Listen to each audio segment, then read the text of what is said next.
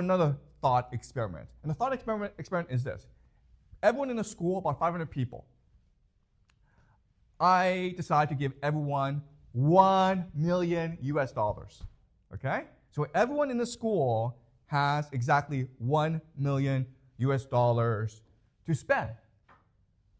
What happens now? Think about this. What happens now? Use your imagination. What happens? What's the first thing you do?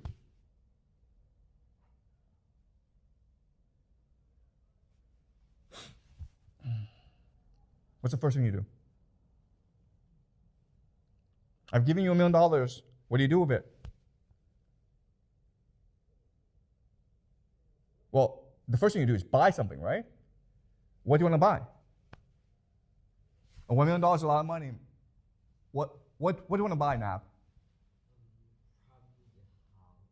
You buy a house, right? That's great. That's a great purchase. Then what do you do? Then what do you do?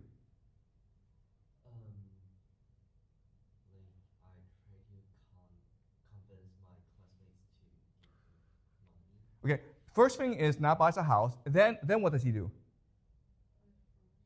Excuse me? Buy furniture. Then what does he do? There's something that he must do that's very important. What does he buy the house? What does he want to do? He wants to take pictures and post it on social media, right? So everyone sees it on social media. Then you see this. Nap has this huge house in Beijing with lots of fancy furniture. What do you do now? You also want to buy a house. But what kind of house? A bigger house, right? And then what do you do? You also post pictures, okay? Then how do other people feel? You think this is funny, okay? But this happens all the time. So very quickly, what happens in the school?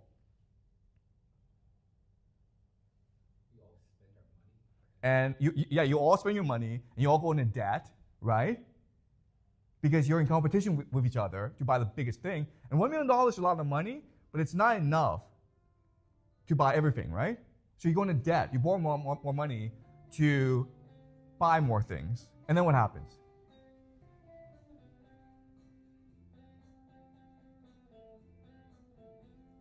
And then what happens? How do you guys feel about each other? Do you guys have lunch together? Do you guys have dinner together? Do you guys like to share homework together? You guys hate each other, right? At the end of the day, what will happen is you all go into debt and you all hate each other, right? So that's consumerism. This is what consumerism is. Consumerism creates a competition in society for prestige, okay? To see who can post the nicest social media pictures. This leads to the individualization or the optimization of you, okay? In other words, you are now unable to act together. You don't want to organize. You don't want to act in solidarity, okay? And ultimately, this means that you develop economic logic, okay?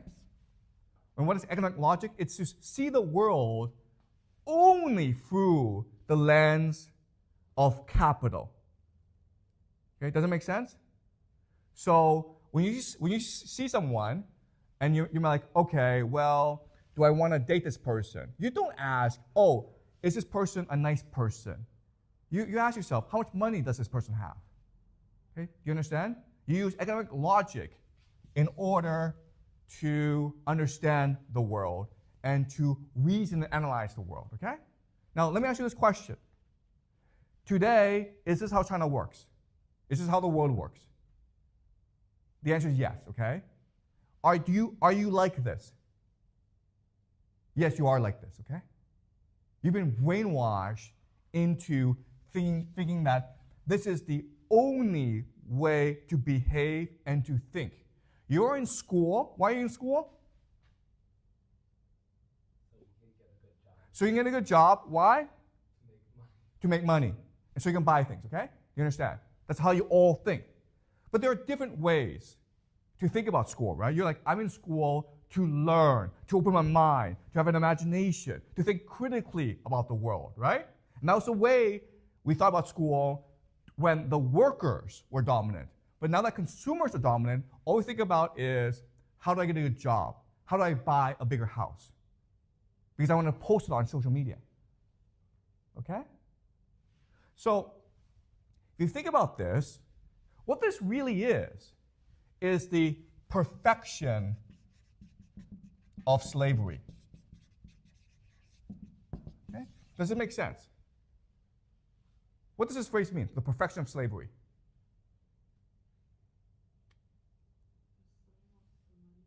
Yeah, you become a slave of the money, but what? Why is this perfect? We don't even realize it. Yes, okay? You understand? If you're a slave, you rebel, right?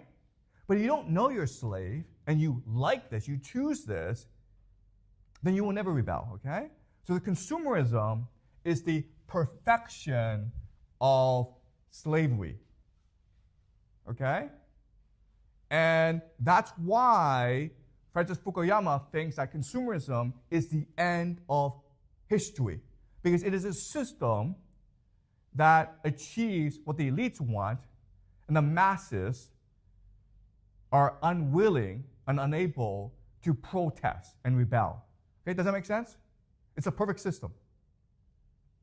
Okay, so, but there are certain civilizations that rebel against slavery intrinsically. It is in their nature to rebel against slavery. And one of these civilizations is the Russian civilization. Okay? So when you impose slavery on Russians, they become corrupt, they become alcoholics, and they refuse to have babies. That is why Russia is failing as a society, because slavery is being imposed on Russians by the Westerners, and the Russians refuse to be slaves.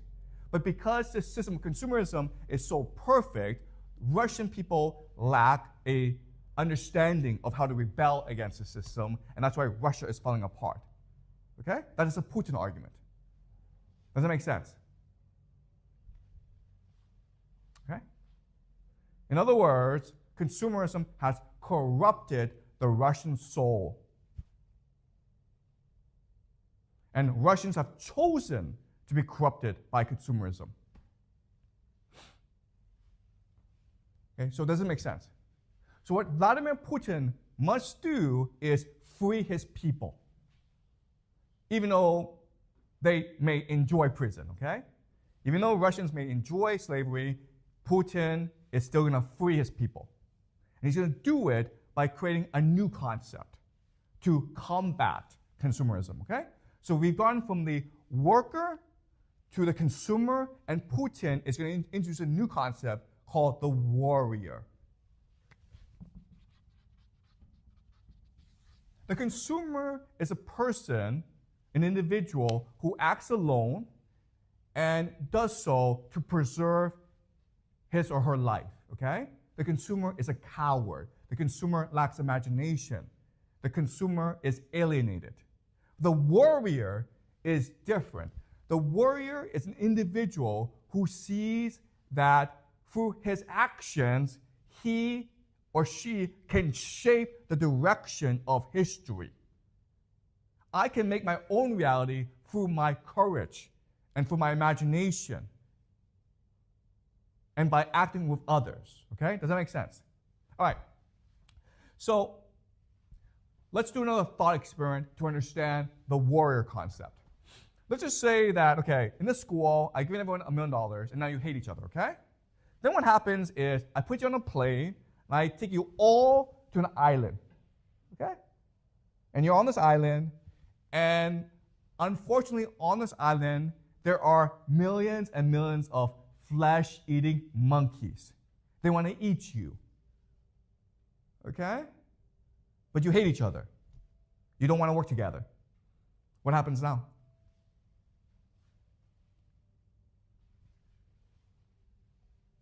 What happens now? Yeah, that's right. If you don't do anything, everyone gets eaten by a monkey, right? But what are you going to do? How? You will fight the monkeys by, how will you fight the monkeys?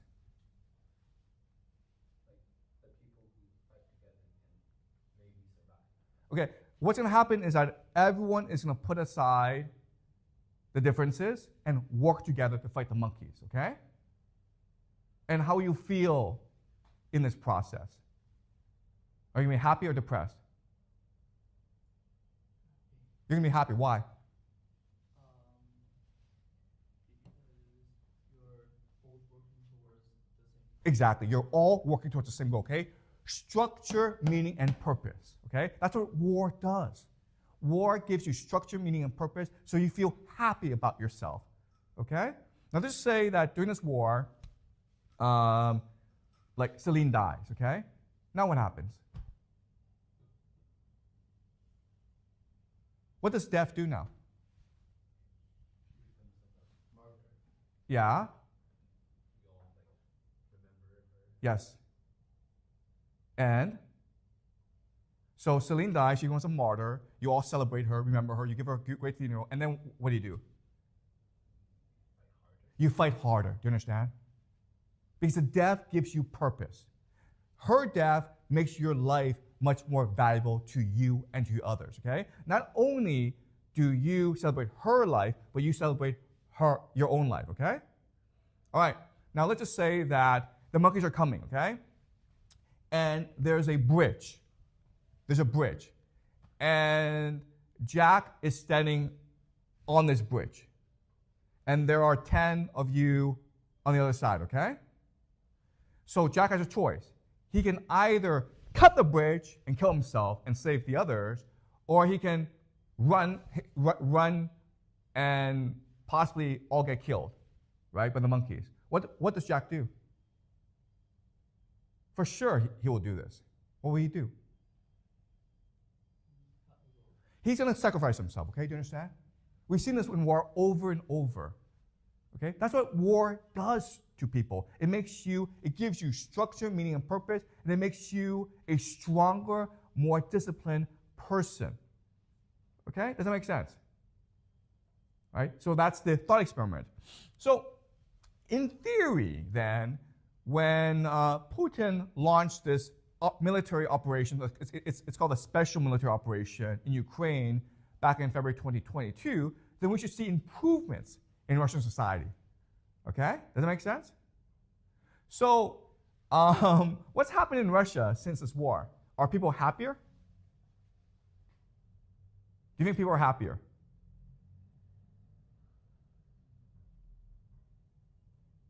Do you think people are happier now? Okay, I think they are. Do you think people are more unified? I think they are, okay? So one example of this is the Russian economy is surviving US sanctions. In fact, it's getting stronger and stronger. Why? Because people are fully participating in the economy now, okay? So an example of this is that every month, Russia is producing 150,000 ammunition cells, okay, for the war. Every month, Russia is producing more ammunition shells for the war, okay, 150,000. Can you guys guess how much the United States produces every month in comparison?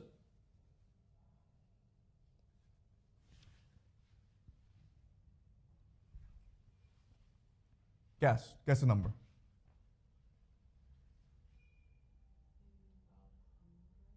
Jimmy? 100,000? 2,000, okay? You understand? So Russia is gearing towards a war economy. Okay? Its factories are producing more and more weapons. But that means more and more people are employed, which means that they're drinking less, okay?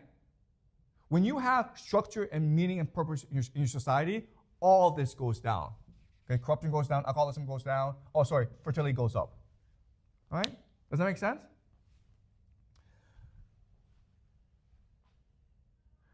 So, last year, Putin made this statement, okay? he was asked, okay, you have a lot of Russians dying on the battlefield. And he said, well, when they die on the battlefield, we honor them. They sacrifice themselves for their country. They'll always be remembered as heroes. Their families will always love them. But if we just let them do whatever they want, all they're going to do is drink themselves to death. Okay? You understand? So what Putin is saying is that what war is, ultimately, it is a mechanism for society to rejuvenate itself. Okay?